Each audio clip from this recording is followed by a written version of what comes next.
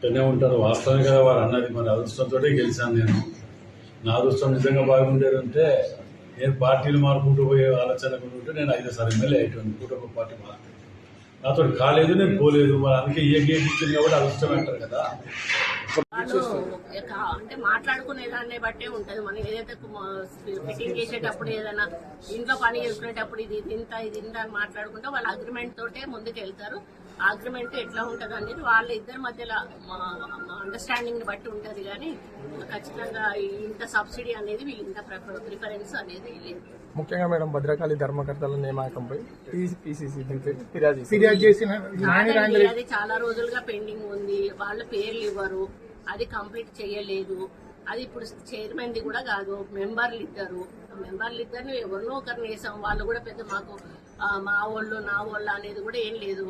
మాకు పైనుంచి ఒకరిద్దరు అడిగిన వాళ్ళ పేర్లే వేసాం. మేము కావాల్సుకొని మా వెంట తిరిగే వాళ్ళు అనేది వేయలేదు. ఇంకా ఆ మాత్రం ఒక గుడిలో కూడా నాకు ఒక ఇద్దరి ధర్మకర్తలను కూడా సొంతంగా వేసుకునేటువంటి అధికారం లేదు అని చెప్పడం చాలా బాధ. ఎవరి లిమిట్స్ లో వాళ్ళు ఉండాలి అని చెప్పి నాని రాజేందర్ రెడ్డి కామెంట్ చేశారు మేడం. ఆయన చిన్నోడు నాకంటే ముందు నుంచి కూడా ఎమ్మెల్యే కావాలనుకున్నాడు. పాపం నా తర్వాత అయ్యిండు, ఏదో అదృష్టం కొద్ది అయ్యిండు. నేను ఆయనని ఏమీ అనదలుచుకోలేదు. ఎందుకు అనంటే ఆయన విఘ్నతకే వదిలేస్తాను. అందుకంటే నేను